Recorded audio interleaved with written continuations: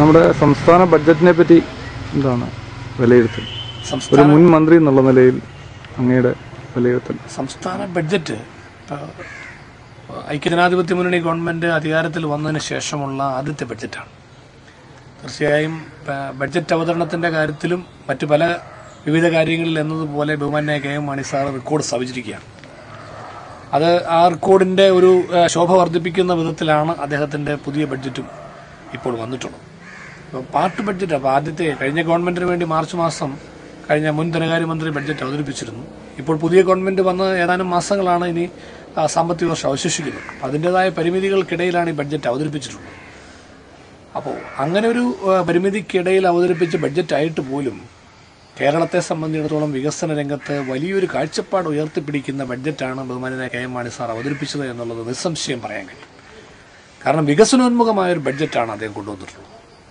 കേരളത്തിന്റെ ഭാവി വികസനത്തെക്കുറിച്ചുള്ള വ്യക്തമായ കാഴ്ചപ്പാട് ഗവൺമെന്റിന്റെ ഭാവി നിലപാടും വ്യക്തമാക്കുന്ന നിലയിൽ തന്നെയാണ് വന്നിട്ടുള്ളത്.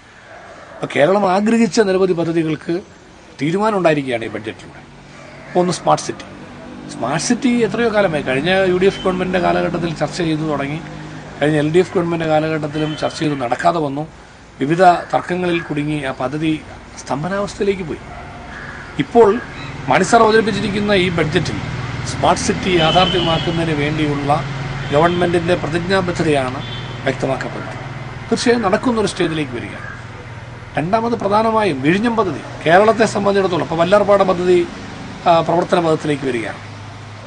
അതോടൊപ്പം തന്നെ അടുത്ത ലക്ഷ്യമിട്ട പദ്ധതി എന്ന് പറയുന്നത് വിഴിഞ്ഞം പദ്ധതിയാണ്. ഇതിന് സങ്കീർണതകളിൽ കുടുങ്ങിക്കിടന്നിരുന്ന അവിടെ ഒരു റോഡ് വികസനം മാത്രമായി ചുരുങ്ങിപ്പോകുന്നു എന്ന ആക്ഷേപം നിയമസഭയിൽ തന്നെ ഈ ചർച്ചയിൽ വരികയുണ്ടായി. അപ്പോൾ അങ്ങനെയുള്ള ഒരു സ്ഥിതിയിൽ നിന്ന് മാറ്റം വരുത്തിക്കൊണ്ട് വിഴിഞ്ഞം പദ്ധതി കേരളത്തിന്റെ ഏറ്റവും പ്രധാനപ്പെട്ട വികസന പദ്ധതിയായി ബഡ്ജറ്റ് പ്രഖ്യാപിച്ചിരിക്കുകയാണ്. നടപ്പാക്കാൻ കഴിയുന്നതിലേക്ക് കാര്യങ്ങൾ വരികയാണ്.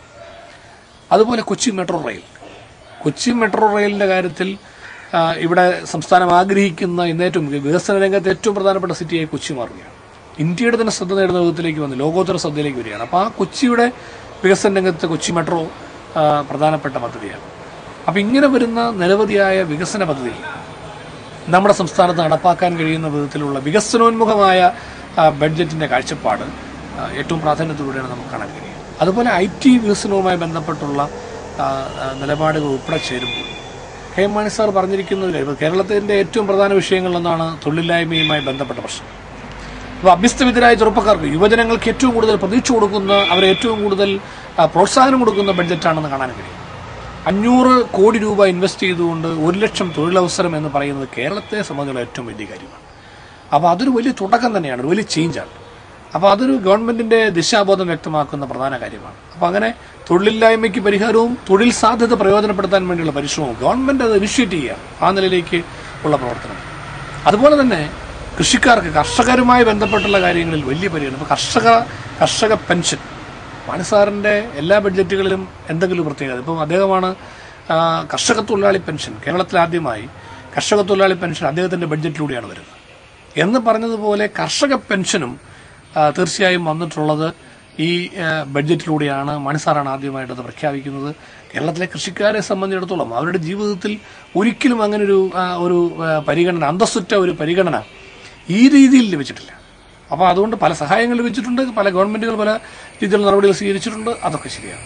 പക്ഷേ കർഷകരും മറ്റെല്ലാ വിഭാഗങ്ങൾക്കും പെൻഷൻ വരുമ്പോഴും കർഷകർക്ക് അത് പെൻഷൻ അർഹതപ്പെട്ടതാണ്. അപ്പോൾ അത് കൊടുക്കാനുള്ള ഒരു നിലപാട് മാണിസാർ സ്വീകരിച്ചിരിക്കുകയാണ്. അപ്പോൾ ബഡ്ജറ്റിന്റെ എല്ലാ സാഹചര്യങ്ങളും പരിശോധിക്കുമ്പോൾ തീർച്ചയായും വികസന പ്രവർത്തനങ്ങളുമായി ബന്ധപ്പെട്ട് അടിസ്ഥാന സൗകര്യ വികസനമായാലും ജനക്ഷേമ പ്രവർത്തനങ്ങളായാലും ഇത്തരം കാര്യങ്ങൾക്കെല്ലാം വലിയ പ്രാധാന്യം കൊടുത്തുകൊണ്ടുള്ള ഒരു നിലപാട് എടുത്തിട്ടുള്ളത്. അപ്പം മാണിസാർ തന്നെ കേരള കോൺഗ്രസ് പാർട്ടിയുടെ ഒരു കാഴ്ചപ്പാടും അധ്വാനവർഗ സിദ്ധാന്തത്തിൽ അധിഷ്ഠിതമായ ഒരു സമീപനം ഈ ബഡ്ജറ്റിന്റെ ഒരു പശ്ചാത്തലത്തിലുണ്ട് എന്നുള്ളത് കാണാൻ കഴിയും. അതുപോലെ ഐക്യജനാധിപത്യ മുന്നണി ഗവൺമെന്റ് ജനങ്ങൾക്ക് നൽകിയ വാഗ്ദാനം, ഈ നിയമസഭാ തെരഞ്ഞെടുപ്പിൽ ജനങ്ങൾക്ക് കൊടുത്ത വാഗ്ദാനം, ആ വാഗ്ദാനങ്ങളുടെ പൂർത്തീകരണത്തിന് ഗവൺമെന്റ് ആത്മാർത്ഥത കാണിക്കുന്നു എന്ന് വ്യക്തമാക്കുന്നതാണ് ഈ ബഡ്ജറ്റ്. അപ്പോൾ അതുകൊണ്ട് തീർച്ചയായും ജനോപകാരപ്രദമായ നിരവധി പദ്ധതികൾ ഏറ്റെടുക്കാനും മുന്നോട്ട് കൊണ്ടുപോകാനും കഴിയും. പുതിയ ഗവൺമെന്റിന്റെ ഏറ്റവും നല്ല തുടക്കമാണ് ഇവിടെ ഇപ്പോൾ ഈ ബഡ്ജറ്റിലൂടെ വരുന്നത്. ബഹുമാന്യനായ മുഖ്യമന്ത്രി ശ്രീ ഉമ്മൻചാണ്ടിയുടെ നേതൃത്വത്തിൽ ഗവൺമെന്റ് വളരെ വേഗതയിൽ ഓരോ കാര്യങ്ങളും വളരെ വേഗതയിൽ ചെയ്തു പോകാൻ ശ്രമിക്കുന്നത് പോലെ തന്നെ അതിനനുസൃതമായി ഇവിടെ ധനവകുപ്പിന്റെ ഭാഗത്തു നിന്നുള്ള നേതൃത്വപരമായ നല്ല മുന്നേറ്റത്തിന് സാഹചര്യം ഉണ്ടാകുമെന്ന് വിളിച്ചറിയിച്ചുകൊണ്ടാണ് ബഡ്ജറ്റ് വന്നിട്ടുള്ളത്. കേരളത്തെ സംബന്ധിച്ചിടത്തോളം അതുപോലെ സാമ്പത്തിക അച്ചടക്കം പാലിച്ചിട്ടുണ്ട്. അതൊരു പ്രധാനപ്പെട്ട വിഷയമാണ്. ഇവിടെ എന്നെ വികസനത്തിന് വേണ്ടി അല്ലെങ്കിൽ മറ്റു കാര്യങ്ങൾക്ക് വേണ്ടി എന്ന് പറഞ്ഞ് നിയന്ത്രണമില്ലാതെയും മാനദണ്ഡമില്ലാതെയും കാര്യങ്ങൾ സാമ്പത്തിക ചട്ടക്കൂടിനുള്ളിൽ നിന്നുകൊണ്ട് സാമ്പത്തിക അച്ചടക്കം പാലിച്ചുകൊണ്ട് കേരളത്തെ കെട്ടിപ്പടുക്കുക എന്ന പ്രക്രിയയ്ക്ക്, വികസന പ്രക്രിയയ്ക്ക് ഏറ്റവും മെച്ചപ്പെട്ട നിലയിലുള്ള ഒരു സാഹചര്യം ഒരുക്കിക്കൊണ്ട് തന്നെ അപ്പോൾ ഈ രണ്ടും ഒരുപോലെ നടക്കുകയാണ്. വികസനോന്മുഖമായ കാര്യങ്ങൾ നടക്കണം, എന്നാൽ സംസ്ഥാനത്തിന്റെ ധനസ്ഥിതിയും പൊതുസ്ഥിതിയും ഒരുപോലെ സംരക്ഷിക്കപ്പെടണം. ആ ഒരു അപ്പോൾ ഒരു ഫിനാൻഷ്യൽ മാനേജ്മെന്റിന്റെ വൈദഗ്ധ്യം പ്രകടിപ്പിച്ചുകൊണ്ട് തന്നെയാണ് K M Mani sir budget അവതരിപ്പിച്ചിട്ടുള്ളത്. കേരളത്തെ സംബന്ധിച്ചിടത്തോളം ഏറ്റവും സ്വാഗതാർഹമാണ്. അതോടൊപ്പം തന്നെ ജനങ്ങൾക്ക് അധിക ബാധ്യതകളോ കൂടുതൽ നികുതി ഭാരങ്ങളോ പ്രയാസങ്ങളോ ഒന്നും ഉണ്ടാകാതെ സൂക്ഷിച്ചു എന്നുള്ളതും വലിയ കാര്യമാണ്. അപ്പോൾ അതുകൊണ്ട് ജനങ്ങൾക്ക് താങ്ങാൻ കഴിയാത്ത ബാധ്യതകൾ ഉണ്ടാക്കിക്കൊണ്ടല്ല ഈ കാര്യങ്ങൾ ചെയ്തിട്ടുള്ളത്. ജനങ്ങൾക്ക് ബുദ്ധിമുട്ടുണ്ടാക്കാതെ തന്നെയാണ് ഇത്രയും കാര്യങ്ങൾ മുന്നോട്ട് പോയിട്ടുള്ളത്. അതുപോലെ തന്നെ ഞാനിപ്പോൾ വീടുകളിൽ നമ്മുടെ കുടുംബങ്ങൾക്ക് ആധാരം നടത്തുന്ന വിഷയങ്ങളിലൊക്കെ മാതാപിതാക്കൾ മക്കൾക്ക് ഭൂമി കൊടുക്കുമ്പോഴോ സഹോദരങ്ങൾ തമ്മിലോ ഒക്കെയുള്ള ഭാഗോടമ്പടി അടക്കം വരുന്ന കാര്യങ്ങളിൽ ഇവിടെ സാധാരണക്കാരായ കുടുംബങ്ങൾക്ക് ഭാഗോടമ്പടി ചെയ്യാൻ പറ്റാത്ത അവസ്ഥ കേരളത്തിൽ നിലയ്ക്കാണ്. പരിഹരിക്കപ്പെടാതെ കിടന്നൊരു വിഷയമാണ്. മറ്റുള്ള വസ്തു മേടിക്കുന്നതും വിൽക്കുന്നതും ഒക്കെയാണ് നമുക്ക് മനസ്സിലാക്കാം. ഇത് കുടുംബത്തിൽ പോലും അതിന് ലക്ഷക്കണക്കിന് രൂപ ഇവിടെ ഫീസ് അടയ്ക്കേണ്ടി വരുന്ന സാഹചര്യം എന്നൊക്കെ പറഞ്ഞാൽ ഒരു കാര്യമുള്ള കാര്യമല്ല. സ്വന്തം കുടുംബത്തിൽ തന്നെ ആളുകൾ ഭാഗോടമ്പടി ചെയ്യുന്ന ഒരു നടപടിക്രമം സ്വാഭാവികമായി നടക്കേണ്ട ഒരു കാര്യമാണ്. അപ്പോൾ ഇത്തരം കാര്യങ്ങളെല്ലാം കണക്കിൽ അതിനൊക്കെ അത് എക്സെപ്റ്റ് ചെയ്തുകൊണ്ട് അതിന് വളരെ ചെറിയൊരു തുക മാത്രം അടച്ചുകൊണ്ട് ആ കാര്യം പരിഹരിക്കാൻ കഴിയുന്ന വിധത്തിലേക്കുള്ള തീരുമാനം എടുത്തുകൊണ്ടുള്ള അതും ഈ ബഡ്ജറ്റിലൂടെ വന്നിട്ടുണ്ട്. അപ്പം ഇങ്ങനെ ജനോപകാരപ്രദമായ നിരവധി നല്ല കാര്യങ്ങളാണ് ഈ ബഡ്ജറ്റിലൂടെ വന്നിട്ടുള്ളത്. തീർച്ചയായിട്ടും ഇത് സ്വാഗതാർഹമാണ്. കടുത്തുരുത്തി നിയോജക മണ്ഡലത്തിൻ്റെ വിവിധ ആവശ്യങ്ങൾ, പ്രധാനപ്പെട്ട വിവിധ ആവശ്യങ്ങൾ ബഡ്ജറ്റിൽ ഉൾപ്പെടുത്തി അനുമതി നൽകുവാൻ ബഹുമാന്യനായ ധനകാര്യ വകുപ്പ് മന്ത്രി കെ എം മാണി സാർ തയ്യാറായിട്ടുണ്ട്. ഏറ്റവും പ്രധാനപ്പെട്ട അംഗീകരിക്കപ്പെട്ട പദ്ധതികളൊന്ന് നമ്മുടെ നിയോജകമണ്ഡലത്തിൻ്റെ ഭാഗമായി, കടുത്തുരുത്തി നിയോജകമണ്ഡലത്തിൻ്റെ ഭാഗമായി വന്നിട്ടുള്ള ഉഴവൂർ KR നാരായണൻ മെമ്മോറിയൽ ഹോസ്പിറ്റലിൻ്റെ സമഗ്ര വികസനത്തിന് വേണ്ടി, രണ്ടാം ഘട്ട വികസനത്തിന് വേണ്ടി 4.5 കോടി രൂപയുടെ പദ്ധതി ഗവൺമെൻറ് അംഗീകരിച്ചതായി ബഡ്ജറ്റ് വായനയിൽ തന്നെ വന്നിട്ടുണ്ട്. അതുപോലെ കുറവലങ്ങാട് താലൂക്ക് ആശുപത്രിയും മരങ്ങാട്ടുപള്ളി ആശുപത്രി ഉൾപ്പെടെയുള്ള വിവിധ ആശുപത്രികളുടെ കെട്ടിട നിർമ്മാണം ഉൾപ്പെടെ വരുന്ന കാര്യങ്ങൾക്ക് വേണ്ടി ബഡ്ജറ്റിൽ അത് ഉൾപ്പെടുത്തിയിട്ടുണ്ട്. അതിനാവശ്യമായ ഭരണാനുമതി തുറന്ന ബഡ്ജറ്റിൻ്റെ ഭാഗമായി തുറന്ന് ലഭിക്കുന്നതാണ്. ഈ കടുത്തുരുത്തി നിയോജക മണ്ഡലത്തിൽ പ്രധാന മേഖലയിലൂടെ കടന്നു പോകുന്ന ഒരു റോഡ് വികസന പദ്ധതിയാണ് ഇപ്പോൾ പുതുതായി ബഡ്ജറ്റിൽ പ്രഖ്യാപിച്ചിട്ടുള്ള പുതിയ ശബരിമല കൊച്ചി സ്റ്റേറ്റ് ഹൈവേ. പിറവം, എലഞ്ഞി, മോനിപ്പള്ളി, ഉഴവൂർ വഴിയാണ് ശബരിമലയിലേക്കുള്ള പുതിയ റോഡിൻ്റെ പ്ലാൻ ഉണ്ടായിട്ടുള്ളത്. ബഡ്ജറ്റിൽ പ്രഖ്യാപിച്ച റോഡാണ്. അതും നിയോജക മണ്ഡലത്തിലൂടെ കടന്നു പോകുന്ന പ്രധാന പദ്ധതികളിൽ ഒന്നായി തന്നെയാണ് വന്നിട്ടുള്ളത്. അതുപോലെ തിരുവല്ല, മണർകാട്, കിടങ്ങൂർ, കടപ്ലാമറ്റം, മരങ്ങാട്ടുപള്ളി, ഉഴവൂർ, വെളിയന്നൂർ വഴി കൂത്താട്ടുകുളവുമായി ബന്ധിപ്പിക്കുന്ന KR നാരായണ സ്മാരക റോഡ് നേരത്തെ അത് ബഡ്ജറ്റിൽ ഉൾപ്പെട്ടിട്ടുള്ളതാണ്. അതിന് നേരത്തെ ഫണ്ട് വന്നിരുന്നു. എങ്കിലും അത് നടപ്പാക്കാൻ പോകുന്നത് ഇപ്പോഴാണ്. അതിനാവശ്യമായ പ്രൊവിഷൻ തന്നുകൊണ്ട് ബഡ്ജറ്റിലൂടെ ഈ വർഷം ഏറ്റെടുക്കുന്ന പദ്ധതികൾ, നടപ്പാക്കുന്ന പദ്ധതികളിൽ പ്രധാനപ്പെട്ട ഏതാനും സ്കീമുകൾ പ്രഖ്യാപിക്കുകയുണ്ടായി. അതിൽ ഉഴവൂര്, വെളിയന്നൂർ, മരങ്ങാട്ടുപള്ളി, കടപ്ലാമറ്റം, കിടങ്ങൂർ വഴി കടന്നു പോകുന്ന KR നാരായണ സ്മാരക റോഡ് ഉൾപ്പെട്ടിരിക്കുകയാണ്. അതുപോലെ തന്നെ മന്ത്രിയായിരുന്ന സമയത്ത് ഭരണാനുമതി കൊടുത്ത പട്ടിത്താനം, ഏറ്റുമാനൂർ, മണർകാട് ബൈപ്പാസ് റോഡിൻ്റെ വികസനം, അത് ഈ വർഷം നടപ്പാക്കുന്ന പദ്ധതികളിൽ ബഹുമാന്യനായ കെ എം മാണി സാറ് ഉൾപ്പെടുത്തുകയും ബഡ്ജറ്റിലൂടെ അതിന് അനുമതി നൽകുകയും ചെയ്തിട്ടുണ്ട്. അതുപോലെ കടുത്തുരുത്തി അസംബ്ലി മണ്ഡലവുമായി ബന്ധപ്പെട്ട് നിൽക്കുന്ന മറ്റ് വികസന പ്രവർത്തനങ്ങൾ, 100 കണക്കിന് റോഡുകൾ ബഡ്ജറ്റിൽ ഉൾപ്പെടുത്തി വന്നിട്ടുണ്ട്. നിയോജക മണ്ഡലത്തിൽ നിന്നും കൊടുത്ത അത്തരത്തിലുള്ള പ്രപ്പോസലുകളെല്ലാം ബഡ്ജറ്റിൽ ഉൾപ്പെടുത്തിയിരിക്കുകയാണ്.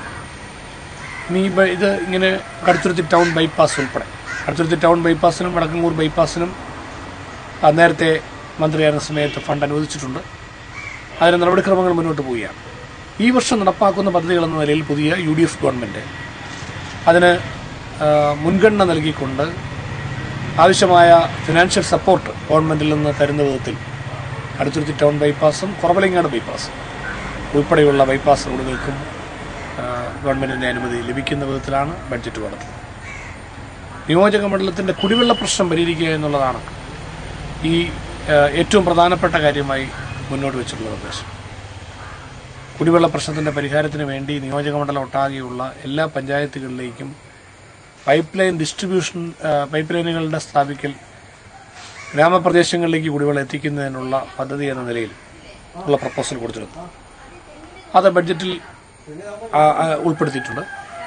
വെള്ളൂർ വെളിയന്നൂർ കുടിവെള്ള പദ്ധതി മുളക്കുളം കടുത്തുരുത്തി ഉൾപ്പെടെയുള്ള പ്രദേശങ്ങൾക്ക് ഉപകരിക്കുന്ന വിധത്തിൽ വിഭാവനം ചെയ്തിട്ടുള്ള ഈ പദ്ധതി മുളക്കുളം പഞ്ചായത്ത്, അതുപോലെ നീഴൂര്, കുറവലങ്ങാട്, കടുത്തുരുത്തി, അതുപോലെ തന്നെ ഉഴവൂർ, വെളിയന്നൂർ ഇത്രയും പഞ്ചായത്തുകൾക്ക് വേണ്ടി വരുന്ന മുളക്കുളം വെള്ളൂർ വെളിയന്നൂർ പദ്ധതിയുടെ പൂർത്തീകരണം, അതുപോലെ തന്നെ നമ്മുടെ ഏറ്റുമാനൂരും കടുത്തുരുത്തി മണ്ഡലവുമായി ചേർന്നുകൊണ്ടുള്ള പട്ടർമുടം പദ്ധതി, അതിൽ വരുന്ന കോതനല്ലൂർ, മാഞ്ഞൂർ വില്ലേജുകൾ, കാണക്കാരി വില്ലേജ് ഉൾപ്പെടെ വരുന്ന പ്രദേശങ്ങൾക്ക് വേണ്ടിയുള്ള ആ പദ്ധതിയും അതിൻ്റെ ഭാഗമായി രത്നഗിരിയിലെ വാട്ടർ ടാങ്ക് അടക്കം പൂർത്തീകരിക്കുന്ന ഏറ്റവും പ്രധാനപ്പെട്ട പദ്ധതിയാണ്. അപ്പോൾ അങ്ങനെ പട്ടർമുടം പദ്ധതിയുടെ പൂർത്തീകരണം, കിടങ്ങൂർ പഞ്ചായത്തിൽ വരുന്ന കാവാലിപ്പുഴ, കുമ്മണ്ണൂർ, പട്ടുകുളങ്ങര ഉൾപ്പെടെയുള്ള പദ്ധതികളുടെ രണ്ടാം ഘട്ട വികസനം, ഇതെല്ലാം ചേർത്തുകൊണ്ട് കടുത്തുരുത്തി നിയോജക മണ്ഡലത്തിൻ്റെ കുടിവെള്ള പ്രശ്നങ്ങളുടെ പരിഹാരം, പുതുതായി ചേർക്കപ്പെട്ട പഞ്ചായത്തുകളിൽ മരങ്ങാട്ടുപള്ളിക്കും കടപ്പളാമറ്റത്തിനും സ്വന്തമായ കുടിവെള്ള പദ്ധതി, ഇതുകൂടി ചേർത്തുകൊണ്ടാണ് നിയോജക മണ്ഡലത്തിൻ്റെ കുടിവെള്ള പദ്ധതിയുമായി ബന്ധപ്പെട്ടുള്ള പ്രൊവിഷൻ കൊടുത്തിരുന്നത്. അത് ബഡ്ജറ്റിൽ ഉൾപ്പെട്ടു വന്നിട്ടുണ്ട്. അതിൻ്റെ വിശദാംശങ്ങൾ പിന്നീട് തയ്യാറാക്കി ഗവൺമെൻറ്റിൻ്റെ ഭരണാനുമതി ലഭിക്കുക എന്നുള്ളതാണ്. അപ്പോൾ അതിന് ആദ്യത്തെ ഘട്ടം എന്ന് പറയുന്നത് ബഡ്ജറ്റ് ഉൾപ്പെടുക എന്നുള്ളതാണ്. അതും കുടിവെള്ള പദ്ധതിയുമായി ബന്ധപ്പെട്ട കാര്യങ്ങളും ബഡ്ജറ്റിലൂടെ വന്നിട്ടുണ്ട്. അപ്പം അങ്ങനെ കടുത്തുരുത്തി അസംബ്ലി മണ്ഡലവുമായി ബന്ധപ്പെട്ട, അതുപോലെ കെട്ടിട നിർമ്മാണത്തിൻ്റെ കാര്യത്തിൽ വിവിധ കെട്ടിടങ്ങളുടെ നിർമ്മാണം, ഇപ്പോൾ കടുത്തുരുത്തി ഗവൺമെൻറ് പോളിടെക്നിക്കിൻ്റെ കെട്ടിട നിർമ്മാണം ഇപ്പോൾ നടന്നുകൊണ്ടിരിക്കുകയാണ്. അതിൻ്റെ രണ്ടാം ഘട്ട വികസനം എന്ന നിലയിൽ പോളിടെക്നിക്കിൻ്റെ ഓഡിറ്റോറിയം, അതിൻ്റെ ബാക്കി വരുന്ന ക്ലാസ് റൂമുകൾ, ഇങ്ങനെ വരുന്ന നിർമ്മാണ പ്രവർത്തനങ്ങൾ, അതിനെല്ലാം വേണ്ടിയാണ് കടുത്തുരുത്തി ഗവൺമെൻറ് പോളിടെക്നിക് കോളേജിൻ്റെ കെട്ടിട നിർമ്മാണത്തിൻ്റെ അവശേഷിക്കുന്ന കാര്യങ്ങളെല്ലാം പൂർത്തിയാക്കാൻ ആവശ്യമായ ഫണ്ടും ഈ വർഷത്തെ ബഡ്ജറ്റ് വന്നിരിക്കുകയാണ്. അതുപോലെ നീഴൂർ IHRD കോളേജിൻ്റെ കെട്ടിട നിർമ്മാണം, കടുത്തുരുത്തി നിയോജക മണ്ഡലത്തിൽപ്പെട്ട മറ്റ് വിവിധ പഞ്ചായത്തുകളിൽ panchayat office complex, Kaduthuruthy civil station, mini civil സ്റ്റേഷൻ്റെ പണി ഇപ്പോൾ നടന്നുകൊണ്ടിരിക്കുകയാണ്. അതുപോലെ വെളിയന്നൂർ പഞ്ചായത്ത് ഓഫീസ് കോംപ്ലക്സിൻ്റെയും മാഞ്ഞൂർ പഞ്ചായത്തിന് പുതിയ അനുബന്ധ കോംപ്ലക്സിൻ്റെയും ഉൾപ്പെടെ വരുന്ന പഞ്ചായത്തുകളുടെ കെട്ടിട നിർമ്മാണ പ്രവർത്തനം, അതും ബഡ്ജറ്റ് ഉൾപ്പെട്ട് വരികയുണ്ടായി. കടപ്പളാമറ്റം ടെക്നിക്കൽ ഹയർ സെക്കൻഡറി സ്കൂളിനുള്ള കെട്ടിട നിർമ്മാണം, അതുപോലെ പുതുവേലി ഗവൺമെൻറ് ഹയർ സെക്കൻഡറി സ്കൂളിൻ്റെ കെട്ടിട നിർമ്മാണം, വയല ഗവൺമെൻറ് ഹയർ സെക്കൻഡറി സ്കൂളിൻ്റെ കെട്ടിട നിർമ്മാണം, ഇങ്ങനെയുള്ള കാര്യങ്ങളെല്ലാം ബഡ്ജറ്റിലേക്ക് പ്രപ്പോസൽ കൊടുത്തിരുന്നു. അതും ബഡ്ജറ്റിൽ ഉൾപ്പെടുത്തിയിരിക്കുകയാണ്. അപ്പോൾ കടുത്തുരുത്തി അസംബ്ലി മണ്ഡലത്തെ സംബന്ധിച്ചിടത്തോളം പ്രധാനപ്പെട്ട വികസന പദ്ധതികൾ ബഡ്ജറ്റിൽ ഉൾപ്പെടുത്തുവാൻ ബഹുമാന്യനായ ധനകാര്യമന്ത്രി KM മാണി സാറ് തയ്യാറായിട്ടുണ്ട്. ഇനി ബഹുമാന്യനായ മുഖ്യമന്ത്രി ഉമ്മൻചാണ്ടി നേതൃത്വം നൽകുന്ന ഗവൺമെന്റ് പൊതുവായി പരിശോധിക്കുമ്പോൾ ഈ പദ്ധതികളിൽ നിന്ന് ഏതെല്ലാം പദ്ധതികൾക്ക് മുൻഗണന നൽകുന്നു, ഏതെല്ലാം പദ്ധതികളാണ് ആദ്യഘട്ടമെന്ന് നടപ്പാക്കേണ്ടത്. അപ്പോൾ MLA എന്ന നിലയിൽ പഞ്ചായത്ത്, നമ്മുടെ നിയോജക മണ്ഡലത്തിൽ വരുന്ന വിവിധ പഞ്ചായത്ത് പ്രസിഡന്റന്മാർ, അതുപോലെ ബ്ലോക്ക് പഞ്ചായത്ത് പ്രസിഡന്റന്മാർ, ജില്ലാ പഞ്ചായത്ത് മെമ്പർമാർ, ബ്ലോക്ക് ഗ്രാമപഞ്ചായത്ത് മെമ്പർമാർ, രാഷ്ട്രീയ കക്ഷി നേതാക്കന്മാർ, ഒരു കൂട്ടായ ആലോചനയിലൂടെ നിയോജക മണ്ഡലത്തിന്റെ വികസന പദ്ധതികളിൽ ഓരോ പഞ്ചായത്തിലും മുൻഗണന നൽകേണ്ട പദ്ധതികൾ സംബന്ധിച്ച് ബന്ധപ്പെട്ട എല്ലാ ജനപ്രതിനിധികളുമായി ചർച്ച ചെയ്തുകൊണ്ട് നമുക്ക് ഒരു വികസന മാസ്റ്റർ പ്ലാൻ തയ്യാറാക്കിക്കൊണ്ട് ഈ ബഡ്ജറ്റിന്റെ നടത്തിപ്പുമായി ബന്ധപ്പെട്ട കാര്യങ്ങളിലേക്ക് കടക്കുക എന്നുള്ളതാണ് ഇനി നടക്കേണ്ട കാര്യം. തീർച്ചയായിട്ടും അതിന് നേതൃത്വം കൊടുക്കും. നമുക്ക് പരമാവധി കാര്യങ്ങൾ ഇവിടെ പ്രവൃത്തിപഥത്തിൽ കൊണ്ടുവരുന്നതിന് വേണ്ടിയുള്ള പരിശ്രമങ്ങളാണ് ഇത് നടക്കേണ്ടത്. അത് തീർച്ചയായിട്ടും ഉണ്ടാകും. ഇതിന്റെ ഫോളോ അപ്പ് എന്ന നിലയിൽ ആ നിലയിലുള്ള പ്രവർത്തനം നടക്കുമ്പോൾ ഗവൺമെന്റ്, ബഹുമാനനായ ധനകാര്യമന്ത്രി ശ്രീ KM മാണി സാറ് ഇപ്പോൾ ബഡ്ജറ്റിൽ ഇപ്പോൾ 200 കോടി രൂപ റോഡുകളുടെ ഭാവി വികസനം, അതുപോലെ തന്നെ റോഡുകളും കെട്ടിട നിർമ്മാണവും അടക്കം വരുന്ന വിവിധ നിർമ്മാണ പ്രവർത്തനങ്ങൾ, ഇതിനുവേണ്ടി ഒരു 200 കോടി രൂപയും അനുബന്ധ പ്രവർത്തനങ്ങൾക്ക് വേണ്ടി 175 കോടി രൂപയും പ്രത്യേകമായി ബഡ്ജറ്റിൽ വകയിരുത്തിയിട്ടുണ്ട്. അപ്പോൾ ഇങ്ങനെ വരുന്ന നിർമ്മാണ പ്രവർത്തനങ്ങൾ മുൻഗണന നിശ്ചയിച്ചുകൊണ്ട് MLA മാർ ശുപാർശ ചെയ്യുന്ന പദ്ധതികൾക്ക് ധനകാര്യമന്ത്രി എന്ന നിലയിൽ അദ്ദേഹത്തിന്റെ ഭാഗത്തു നിന്നുള്ള അനുവാദം കൂടെ തുടർന്ന് ഔദ്യോഗിക ഭരണാനുമതി എന്ന നിലയിൽ തന്നെ നമുക്ക് ലഭിക്കുമ്പോൾ ബഡ്ജറ്റിൽ ഉൾപ്പെട്ടിരിക്കുന്ന വർക്കുകൾ എന്ന നിലയിൽ അത് ടെൻഡർ ചെയ്ത് നടപ്പാക്കാൻ കഴിയുന്ന സാഹചര്യമുണ്ടാകും. അപ്പം അങ്ങനെ കടുത്തുരുത്തി അസംബ്ലി മണ്ഡലവുമായി ബന്ധപ്പെട്ട് പ്രധാനപ്പെട്ട ഒരു അടിസ്ഥാന സൗകര്യ വികസനത്തിനും ജനകീയ പ്രശ്നങ്ങളുടെ പരിഹാരത്തിനും ഉപകരിക്കുന്ന വിധത്തിൽ കൊടുത്തിട്ടുള്ള പദ്ധതികൾക്ക് ഉള്ള ഒരു അനുകൂലമായ നിലപാടാണ് ഗവൺമെന്റിൽ നിന്ന് ഉണ്ടായിട്ടുള്ളത്. ഇത് യാഥാർത്ഥ്യമാക്കുന്നതിന് വേണ്ടിയിട്ടുള്ള പ്രവർത്തനങ്ങൾ തുടർന്ന് നടക്കും. ഇനി അതോടൊപ്പം തന്നെ വിവിധ ആവശ്യങ്ങൾ കൂടുതലായി മുന്നോട്ട് വെച്ചിരുന്നു. അങ്ങനെയുള്ള പ്രശ്നങ്ങൾ ഗവൺമെന്റിന്റെ സജീവമായ പരിഗണനയിൽ തുടർന്നും കൊണ്ടുവരുന്നതിനും കൂടുതൽ കാര്യങ്ങൾ മണ്ഡലത്തിന് വേണ്ടി നടപ്പാക്കുന്നതിനും ഉള്ള പരിശ്രമം എന്റെ ഭാഗത്തു നിന്നും തുടരും. തീർച്ചയായും ഗവൺമെന്റ് അത്തരത്തിലുള്ള അനുഭാവപൂർവമായ നിലപാട് നമ്മുടെ നിയോജക കടുത്തുരുത്തി അസംബ്ലി മണ്ഡലവുമായി ബന്ധപ്പെട്ട് തീർച്ചയായിട്ടും നൽകുമെന്ന കാര്യത്തിൽ സംശയമില്ല. പുതിയ സ്ഥാപനങ്ങൾ, പുതിയ പദ്ധതികൾ ഒക്കെ നമ്മുടെ മണ്ഡലത്തിന് വേണ്ടി ലക്ഷ്യമിട്ടിട്ടുണ്ട്. അത്തരം പ്രവർത്തനങ്ങൾക്കും തീർച്ചയായും ഗവൺമെന്റിന്റെ ഭാഗത്തു നിന്നുള്ള അനുകൂലമായ നിലപാടുണ്ടാകുമെന്ന ആത്മവിശ്വാസമാണ് എനിക്കുള്ളത്. എന്തായാലും ജനങ്ങളെ സംബന്ധിച്ചിടത്തോളം കടുത്തുരുത്തി അസംബ്ലി മണ്ഡലത്തിന്റെ നിരവധിയായ റോഡുകൾ ഈ കാലഘട്ടത്തിൽ ഇനിയും പൂർത്തീകരിക്കേണ്ടതായിട്ടുണ്ട്. പഞ്ചായത്ത് അടിസ്ഥാനത്തിൽ വരുന്ന റോഡുകളുടെ എല്ലാം പ്രപ്പോസൽ കൊടുത്തത് ബഡ്ജറ്റിൽ ഉൾപ്പെട്ടിരിക്കുകയാണ്. ഞാൻ നേരത്തെ സൂചിപ്പിച്ചിട്ടുണ്ട്, നമ്മുടെ കടുത്തുരുത്തി അസംബ്ലി മണ്ഡലവുമായി ബന്ധപ്പെട്ടുള്ള പഞ്ചായത്ത് കേന്ദ്രങ്ങളിലൂടെ കടന്നു പോകുന്ന പ്രധാനപ്പെട്ട റോഡുകൾ ഇപ്പം ഉടമസ്ഥാവകാശ തർക്കത്തിന്റെ പേരിലും അധികാര വികേന്ദ്രീകരണത്തെ തുടർന്ന് നടപ്പാക്കാൻ കഴിയാതെ വന്ന പ്രശ്നങ്ങളിൽ കുടുങ്ങിപ്പോയ 8 മീറ്റർ വീതിയുള്ള ഗ്രാമപ്രദേശങ്ങളിലെ ഗ്രാമപഞ്ചായത്തുകളിലെ നിരവധി റോഡുകളാണ് ഈ തെരഞ്ഞെടുപ്പ് കാലഘട്ടത്തിൽ പൊതുവെ ജനങ്ങൾ മുന്നോട്ട് കൊണ്ടുവന്ന പ്രധാന ആവശ്യങ്ങളിൽ. അപ്പം അത്തരം റോഡുകളെല്ലാം ചേർത്തുകൊണ്ട് എല്ലാ പഞ്ചായത്ത് കേന്ദ്രങ്ങളുമായി ബന്ധിപ്പിക്കുന്ന പ്രധാനപ്പെട്ട റോഡുകൾ PWDയുടെ തലത്തിൽ തന്നെ ലിങ്ക് റോഡുകൾ എന്ന നിലയിലും ബൈപ്പാസ് റോഡുകൾ എന്ന നിലയിലും അതിന് പ്രത്യേക പ്രോജക്റ്റ് തയ്യാറാക്കി ഒരു വികസന സംരംഭം നടപ്പാക്കാനായിട്ട് ലക്ഷ്യമിട്ടിട്ടുണ്ട്. ഈ ബഡ്ജറ്റ് സമ്മേളനത്തിന് ശേഷം അതുമായി ബന്ധപ്പെട്ട് ഉദ്യോഗസ്ഥരുടെയും ജനപ്രതിനിധികളുടെ യോഗം വിളിച്ചുകൂട്ടി ആവശ്യമായ തീരുമാനങ്ങൾ കൈക്കൊള്ളും. അതിന്റെ അടിസ്ഥാനത്തിൽ ഒരു മാസ്റ്റർ പ്ലാൻ തയ്യാറാക്കി നമുക്ക് വരുന്ന ഒരു വർഷക്കാലത്തിനുള്ളിൽ പ്രധാനപ്പെട്ട പദ്ധതികളുടെ കാര്യത്തിൽ വികസന രംഗത്ത് ഒരു നല്ല നിലയിലുള്ളൊരു മുന്നേറ്റം നടത്താൻ കഴിയുന്ന വിധത്തിലുള്ള പ്ലാനിങ്ങോടുകൂടിയുള്ള ഒരു വികസന പ്രവർത്തനത്തിന് നേതൃത്വം കൊടുക്കാനാണ് ഇതിന്റെ തുടർച്ചയെന്ന നിലയിൽ ലക്ഷ്യമിട്ടിട്ടുള്ളത്. തീർച്ചയായും അതിലൂടെ കടുത്തുരുത്തി അസംബ്ലി മണ്ഡലത്തിന് ഏറ്റവും വലിയ ഒരു അനുഗ്രഹമായി വികസന പ്രവർത്തനങ്ങൾ കൂടുതൽ നടപ്പാക്കുന്ന ഒരു കാലഘട്ടമായി നമുക്ക് തുടർന്നും മാറ്റിയെടുക്കാൻ കഴിയും. അതിനുവേണ്ടിയുള്ള പരിശ്രമം ഉണ്ടാകും. എന്തായാലും ബഡ്ജറ്റിൽ UDF ഗവൺമെന്റിന്റെ ഭാഗത്തു നിന്നും കടുത്തുരുത്തി അസംബ്ലി മണ്ഡലത്തിന്റെ വികസന പദ്ധതികൾ അംഗീകരിച്ചുകൊണ്ട് അതെല്ലാം ഉൾപ്പെടുത്തിക്കൊണ്ട് നടപടികൾ മുന്നോട്ട് കൊണ്ടുപോകാൻ സാഹചര്യമുണ്ടാക്കിയത് തീർച്ചയായും നാടിനെ സംബന്ധിച്ചിടത്തോളം ഏറ്റവും അഭിമാനകരമാണ്. അത് നല്ല നിലയിൽ മുന്നോട്ട് കൊണ്ടുപോകാനുള്ള പരിശ്രമം എല്ലാ ഭാഗത്തും എല്ലാ ജനവിഭാഗങ്ങളുടെയും ഭാഗത്തുനിന്നും ഉണ്ടാകണമെന്നാണ് ഞാൻ അഭ്യർത്ഥിക്കുന്നത്. രാഷ്ട്രീയത്തിനതീതമായി എല്ലാവരുടെയും സഹകരണം ഉറപ്പുവരുത്തിക്കൊണ്ട് എല്ലാ ജനപ്രതികളെയും അവരുടെ നേതൃത്വപരമായ പങ്കുകൂടി ഈ കാര്യങ്ങളെല്ലാം ലഭ്യമാക്കിക്കൊണ്ട് എല്ലാവരും സഹകരിപ്പിച്ചുകൊണ്ട് നല്ല നിലയിൽ പരമാവധി കാര്യങ്ങൾ നാടിന്റെ നന്മയ്ക്ക് വേണ്ടി ചെയ്യുന്നതിന് ആത്മാർത്ഥമായി നേതൃത്വം നൽകുമെന്നാണ് എനിക്ക് സൂചിപ്പിക്കുന്നത്.